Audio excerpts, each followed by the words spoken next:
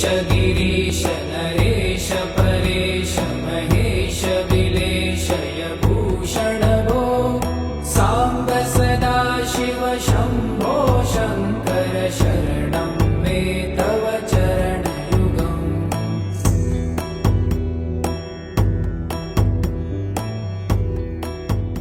Yo diría que acuérdense del Real Patronato de Indias, o sea, la corona española tenía la obligación y tenía que proveer los medios para la evangelización. De hecho, la evangelización misma es la excusa para la colonización. También recuerden que Carlos V es hijo de Felipe el Hermoso y de Juana la Loca, y que por vía paterna, pues su abuelo es Maximiliano, que es de Bélgica, el rey de Bélgica en Flandes. Entonces él, Carlos V, o Carlos I de España, también así se llama, fue educado pues precisamente ahí en Flandes, fue educado con los franciscanos. Y ojo, ciertos detalles, ¿no?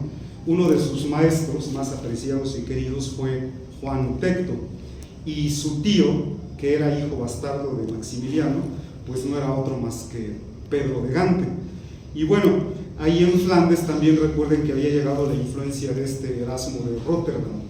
Escribió ahí un libro que se llamó El elogio a la locura, que de locura no tiene nada, sino que es una crítica seria, puntual, a pues la religión católica. Entonces el erasmismo lo que está planteando es el regreso a los orígenes del cristianismo primitivo, o sea, el amor, la humildad, el perdón, la pobreza, bla, bla, bla, y los franciscanos comparten ese ideal. Bueno, resulta que para 1523, ya que se decidió que son los franciscanos los que van a llegar, llegan a la Nueva España los 3 primeros franciscanos, y bueno, no llegan a México de los Tenochtitlan porque pues está en ruinas, ¿no? Está inhabitable. Entonces ellos llegan a Texcoco. ¿Y quiénes son esos 3 primeros franciscanos que llegan?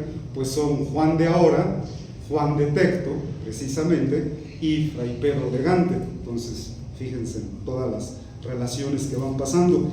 El año siguiente, para 1524, llegan los 12 primeros franciscanos, ya como grupo, ¿no? Y el número pues es muy simbólico, ¿no? Como los 12 apóstoles, ¿no? Los 12 franciscanos. Todos ellos son europeos, por ahí hay un danés, italianos, franceses, pero bueno, llegan aquí los 12 franciscanos, y quien los lidera pues es Fray Martín de Valencia, quien por cierto es la primera autoridad eclesiástica en la Nueva España. Ya luego pues ya ven ustedes que llega Zumárraga, que también es franciscano, está aquí de 1528 al 48, primero como obispo, luego como arzobispo, pero mientras en Europa están pasando otras cosas. Por ejemplo, en Europa se convoca al Concilio de Trento, son 3 sesiones que van de 1545 a 1563, y todo está enfocado pues para abordar, para enfrentar esa reforma protestante que pues va a llevar a la guerra y persecución ahí en Europa, ¿no? Y bueno, en la Nueva España ese Concilio de Trento va a tener consecuencias. Entonces aquí llega Alonso de Montúfar, el segundo arzobispo, lo nombran en el 51, pero llega aquí hasta el 53, y él convoca al primer concilio provincial mexicano en 1555. Entonces, como resultado de ese primer concilio, se dice ahí, o se acuerda ahí, que los mandamientos de la iglesia pues se tienen que obedecer, ¿no? Al pie de la letra. El diezmo debe ser obligatorio, incluido para los indígenas. Y bien interesante porque salen 4 disposiciones que parece que están en contra de los franciscanos.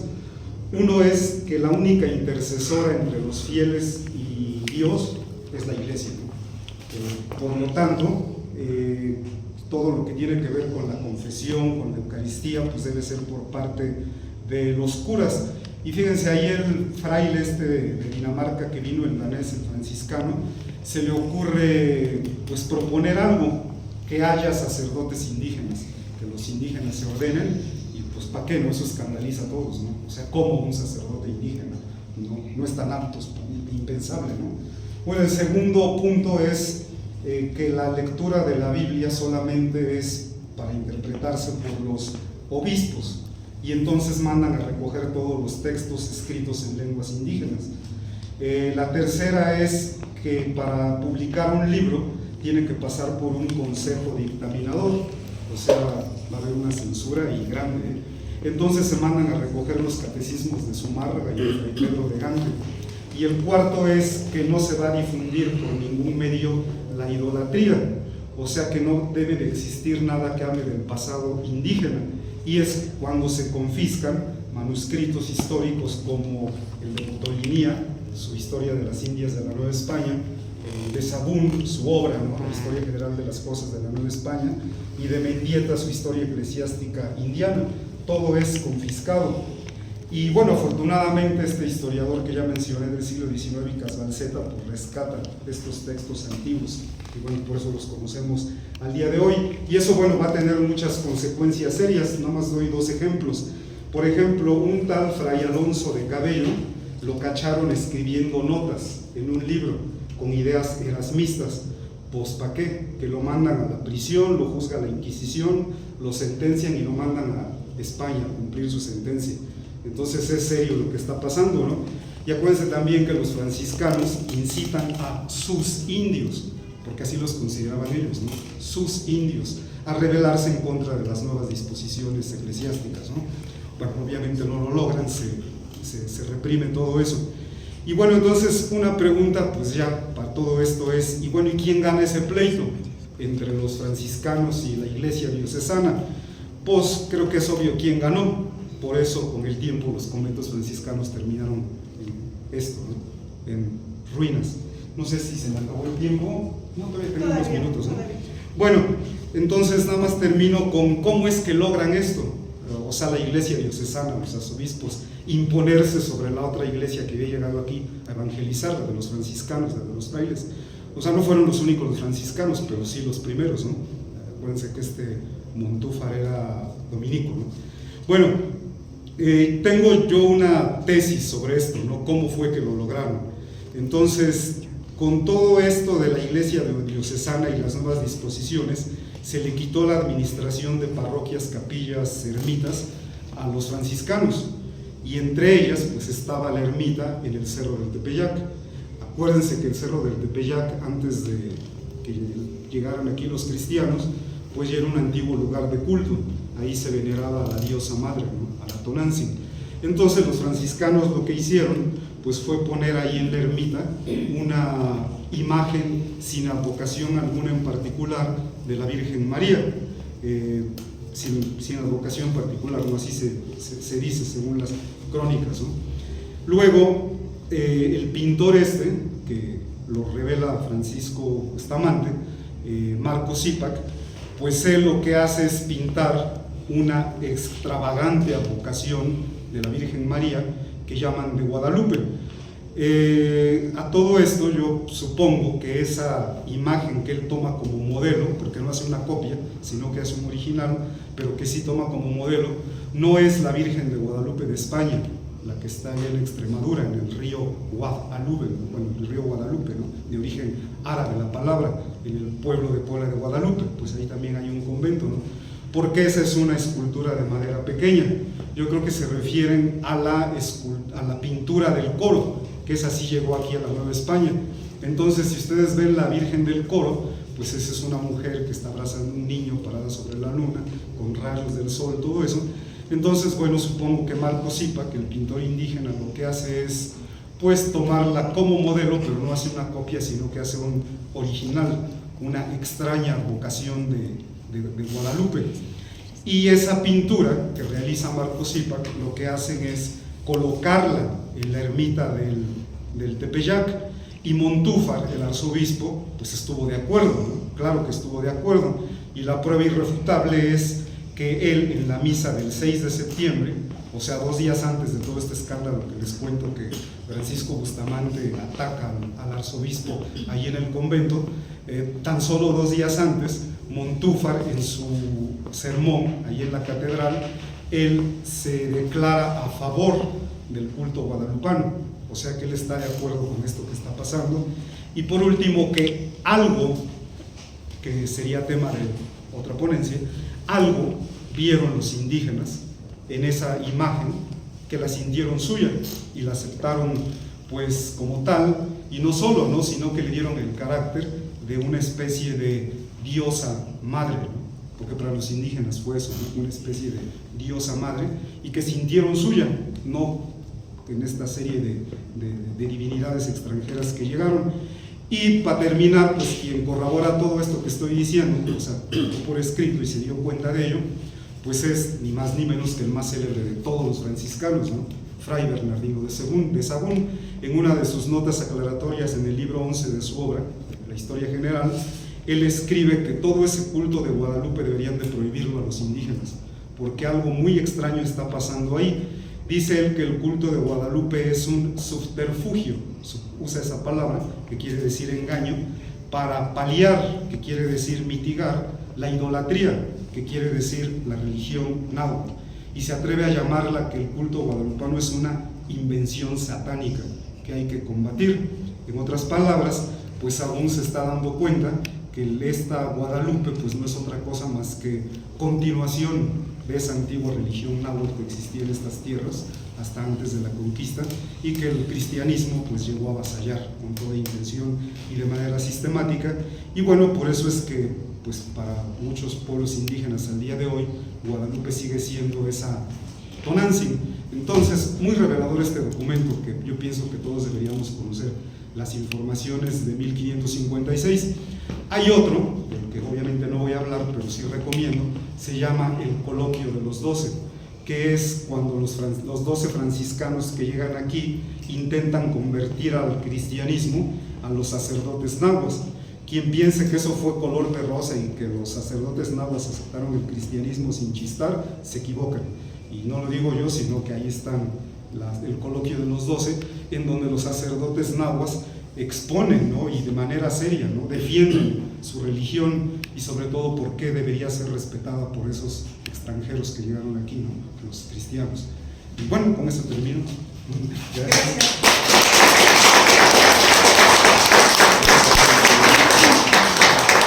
¿Alguien tiene alguna pregunta, comentario, duda? Sí. Como dice, es interesante ese documento. ¿Qué opinas de esa otra teoría? Porque ahorita no recuerdo los argumentos de que la figura de la Virgen viene más bien de África y viene con uno de los primeros esclavos o personas esclavizadas que llegan a América. No recuerdo quién la sustenta, pero es como una teoría también fuerte, sobre todo pensando que en el siglo XVI el culto fuerte no era la Virgen de Guadalupe, sino seguía siendo San José, sí, hasta el siglo XVII, XVIII. Entonces, ¿qué opinarías de esa otra teoría y de esos otros? Pues así como dicen, desde el primer concilio mexicano se pone a San José, ¿no? Como patrón de México, ¿no? La Guadalupe, es cierto. Sobre eso yo más bien digo otra cosa, ¿no? Como ya dijo Isabel en mi presentación, yo he dedicado los últimos 20 años de mi vida, un poquito más, a estudiar este Códice Borgia, el libro sagrado de la Mixteca Poblana. Algo he aprendido de él, y desde ahí, desde esa posición, desde aprendiz de Tlacuilo, es que me atrevo a decir que la pintura de la guadalupana efectivamente está hecha como un códice. O sea que hay que entenderlo a esa manera de cómo se acomoda, cómo se estructura, cómo se entrelazan los símbolos. Pero como digo, eso es pues tema de otra ponencia, ¿no? Pero eso sí lo puedo asegurar como aprendiz de Tlacuilo que me considero humildemente. ¿Quién más? Yo, bueno, nada más conmigo. Realmente el comentario de Ignacio que opinaba sobre esa postura, también lo escuché. Pero bueno, pero ya aprovechando que tengo la palabra, no sé si podrías recordar la cita donde menciona sobre el temor de Fray Bernardino de Sahagún. ¿En qué libro lo menciona? En el libro 11, es que la obra está dividida en libros, ¿no? Entonces, sí.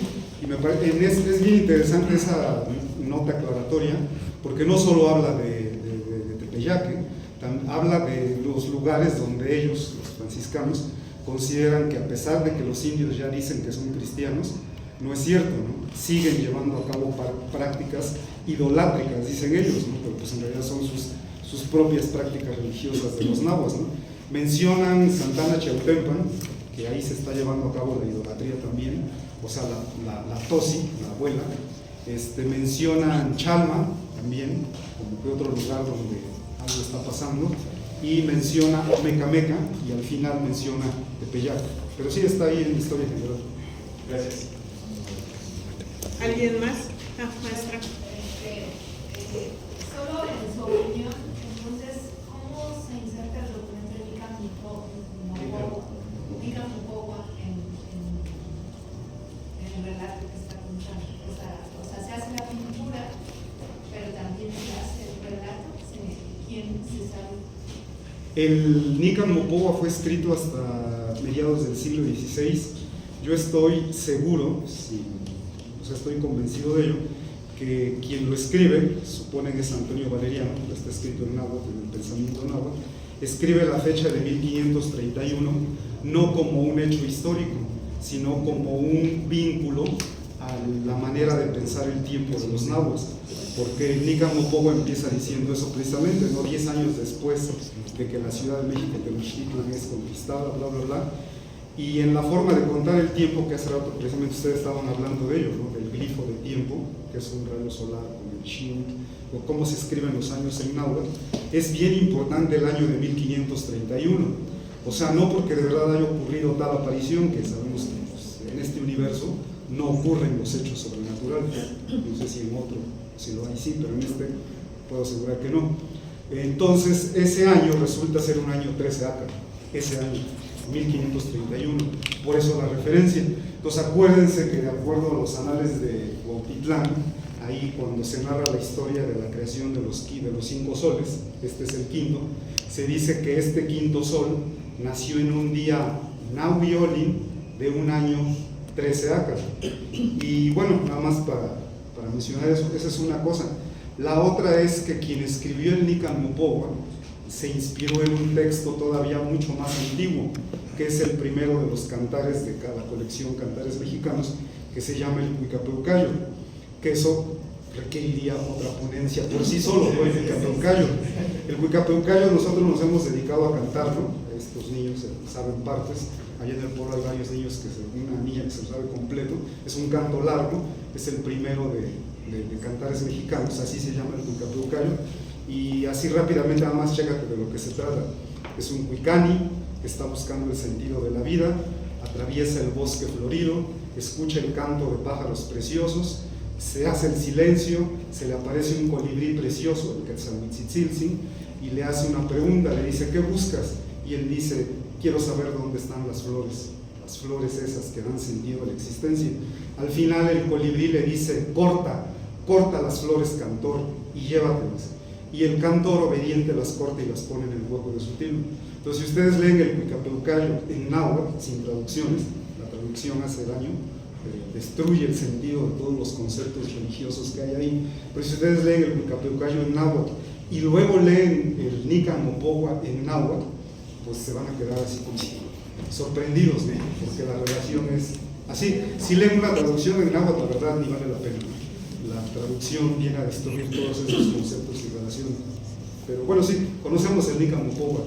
Bueno, yo al menos me sé todos los diálogos de Juan Diego y náhuatl, el Nica Mopowa. Y lo cantamos porque es un canto también, es el Nica Mopowa. Sí. Gracias, un aplauso.